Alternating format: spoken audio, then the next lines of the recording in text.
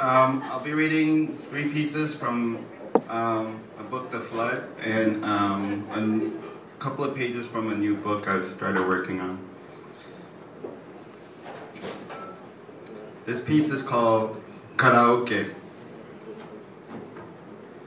The empty plastic bottles, Kirkland brand from Costco, pile up on top of the desk, next to a bottle of Bushmills, next to a bottle of sake. 2 cameras pointing at me, and a skinny wallet.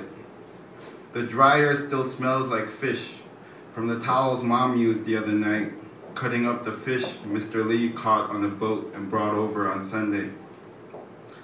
When I came home Sunday afternoon, I found my dad on the couch with Mr. Lee, a microphone in his hand, words wiping yellow on the big screen my brother bought for him, over pretty pictures of clouds and orchids. I stopped just inside the door, quiet, lifting my right foot up and trying to take off my shoe, and I listened to him sing 3 more words as a flock of birds flew low above the water that reflected their flight. When I breathed too loud, he turned around, and we looked at each other, not knowing what to say, as has been for so long. This stupid, this dumb, this mute between us. Him on the couch, while I tried to stand on one leg without breathing. This next piece is called This Writing About the Terror. My footsteps, falling through cracks, gaping on this porch made of bondo and loose leaves with no symmetry. Chicken scratches on God's prison wall, counting off days of our 38th year, counting to Alpha, counting to Jerusalem, counting to my 3rd finger dotted with blue ink. They lie on the evidence of my misguided journey. A dead roach, mosquitoes just landed, Robert, the 3 dogs, wife, our baby unborn, dad, calling him dad here, a snail, a tiny woman, no longer petite, with a knack for crochet, whom I know as mother. There are others too, off on the side, on the poison oak, and other shrubbery too particular to be identified. Lovers not so fresh dead that have started calling them carcasses. I am from that country on the cold gray step down into the kitchen, where mother stood with her back curved out toward me. I leave them there because I can only hate the living, and to touch them would mean I would die. I leave them there because my fingers can't hold more than sticky keyboards, stuck between A and S, between Y and U, between X and childhood fantasies of rape, between the comma and regretting, between one letter and the next, and all the ones that break nonsense and shame. The open blinds, a smile in frames, damsel in plastic and blue blanket winters, my bleeding stomach, my father trapped in my spine. Acupuncture will save him, or at least let him breathe inside my posture. Eden lies to me. I will eat the apple this time. Her beauty, the black arrow of new best before the complete text of mourning. Electra, Electra, and wearing a striped tie across the Brooklyn Bridge. We took pictures of the water and our minutes of joy, and there was no chance for tired feet or turning back because Patsy Grimaldi waited under the bridge on the other side, on the other side, on the other side of failure. I am back and not alone. This hand on my right shoulder, the upside down when I tilt my head back, backlight making her shadow, like that dream of hell when mother shook me awake on Gramercy Drive, the last time I heard my name, the last I heard it.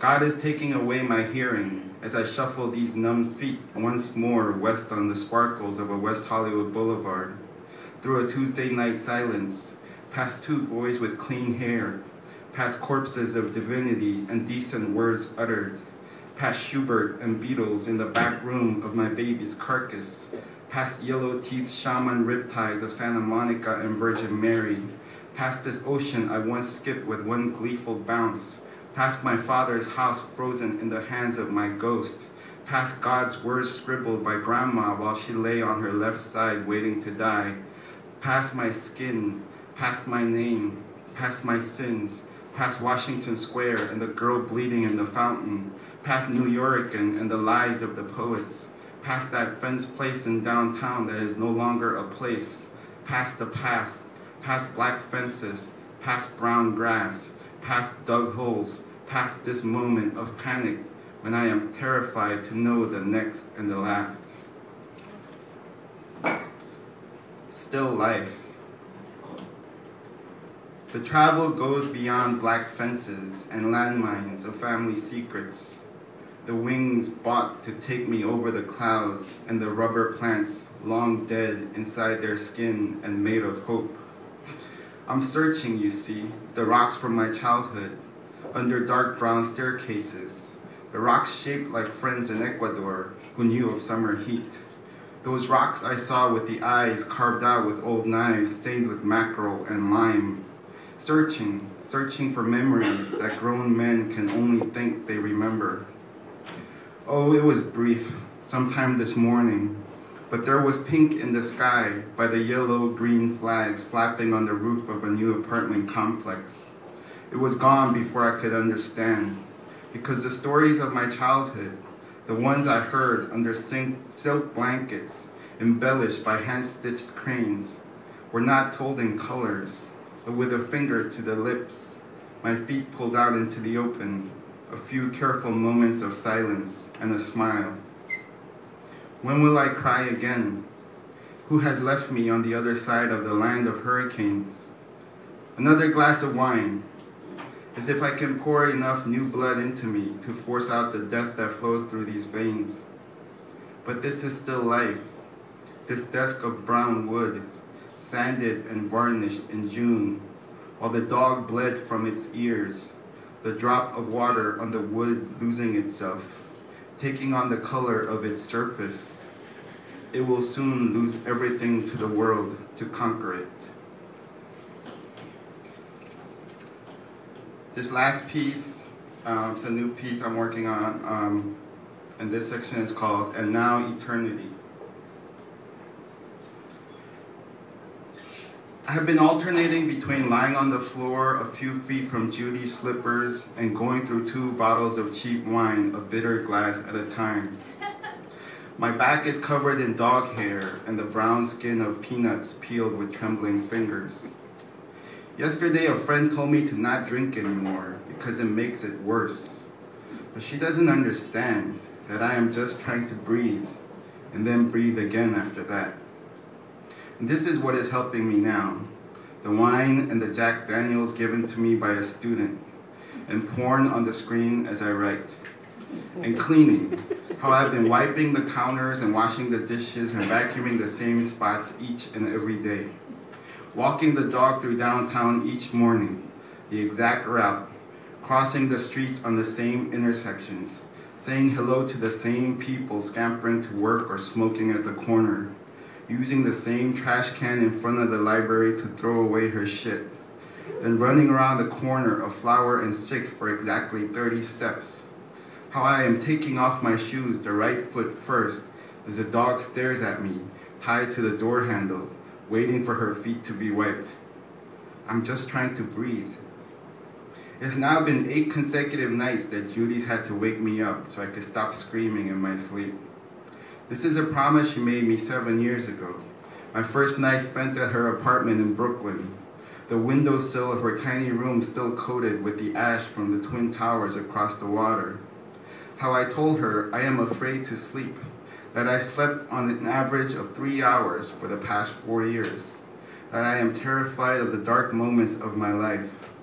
And she promised me that she'd watch over me through our nights, as I stared at the shelves she'd hung crooked on her walls, thick art books and skinny plays stacked in line in each one without worry. And she kept her promise when we moved into the top floor of a rundown building in Bushwick, our mattress on the paint-speckled floor, the one where we stared up, lying naked side by side, watching the snow fall inside our room through the cracks in the windows. I am here again, burning in terror, wanting to rip the yellow skin off, carve every word that's ever meant anything to me into the brittle surface of my bones, punctuated with an amen in honor of my father, his belt tightening around his shrinking waist, his fingers in the pockets of his thin gray jacket, rubbing the dime that will pay for his bus ride to this son he wants to learn to love.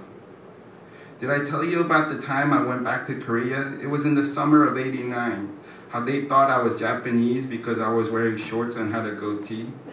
How I stayed with my aunt, my dad's sister, how her face looked like his, how my uncle came over, dad's little brother, the one with the diabetes that he can't control, how he sat on the floor, how we all sat on the floor, how I was next to him looking at mom, and how her face contorted, remembering the kitchen she was forced into at grandma's house the moment she married dad, how someone grabbed my hand, how I thought it was my dad, although he was back in Los Angeles, how I almost said, "Dad, stop it, you're embarrassing me." But it was him, my uncle, his hand covered in the skin that we all share, comfort and recognition. I don't know what this is, this ending of things. I don't know what to call it, but it is not death. And I am starting to think of dumb fuck things like accomplishing shit and whatever, until I notice a bloody spot on the left side of the dog's face, in the whiskers, cut from a toenail that hasn't been trimmed. And I call to her, my two hands held out in front of my knees, call her name until she too can take her attention away from her scar and look at me as I beg her to walk on this concrete floor beneath us, to echo those small footsteps into the air, to wrap me in small sounds of ordinary, like the sound of rubber gloves popping off mom's hand by the kitchen sink, like the folding of shoulders the moment after prayer. And I wipe the blood off with my hands until I am covered in it, telling her this is waiting, this is waiting. This blood is the eternity of words between the beginning and ending of a moment that wants permanence. And I take off my shirt, show the dog the new scars on my chest and stomach, then lay down on the floor again, remembering how I once thought the pain was a homing device so I can find my way back. The scars, the crumbs I leave behind so I can not lose myself. But now I am falling apart into fractions and incomplete images, trying to disintegrate before it comes, the end of eternity. Another bottle done.